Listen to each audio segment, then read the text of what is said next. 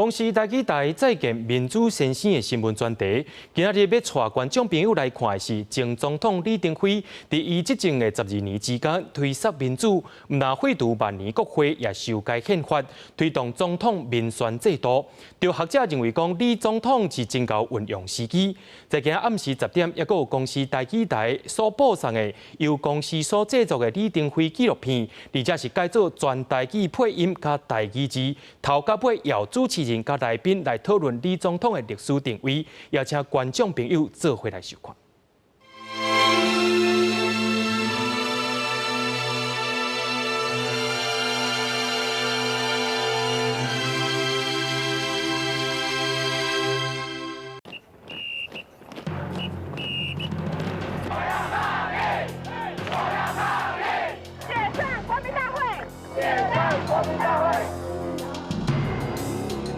超过1000名大学生聚集伫中正纪念堂抗议，要求解散国民大会，废除临时条款，加召开国事会议。1990年亚伯学学运，就伫咧李登辉接任第8任总统的第3年发生。我认为我们要达到我们的理想，我们的做法，我们的手段，必须应该有合理，我们应该做到了大家都肯定的方法，才会成功的。为着回应诉求，李登辉总统邀请学生代表入总统府会谈，这也是有史以来头摆有国家元首用这种方式了解民意。所以对李总统来讲，国家的定位其实不是甲民主化方去处理，是甲做对的。但下拍前进程其实冇大规模的社会运动来要求这个政治的改革，就讲伊利用环境有利的因素。来杀伊的理想。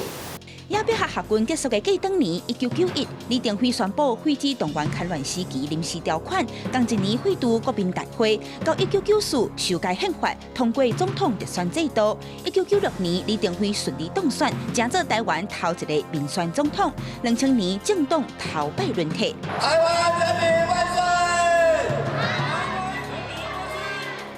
捌伫世界各国杀台独，做台湾独立建国联盟主席19年的张灿宏，就是伫咧李登辉总统任内，伊才决心回来台湾。台湾一定要民主开放。我为着安尼，迄阵就变做我们也当个胡椒用调小啊，为权的体制变做民主开放的社会吼，又没有动乱呢，牺牲足少，所以我大家讲宁静的革命，这是台湾人的幸福的。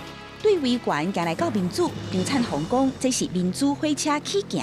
2000年到2016年，台湾完成3摆政权轮替，成做亚洲国家的民主典范。不过，台联党主席刘一德也说出李登辉心中对民主发展的决心。制度就开放到，互恁一人拢一票啊！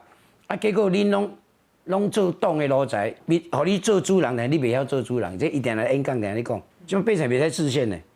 过来小党拢台死，过来迄个修宪门槛伤悬，拢袂当，就是伊咧讲迄个二次民主改革。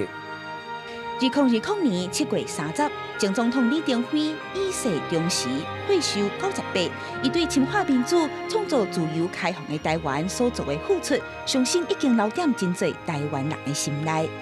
记者阿敏金电视随小桂林台北台南报道。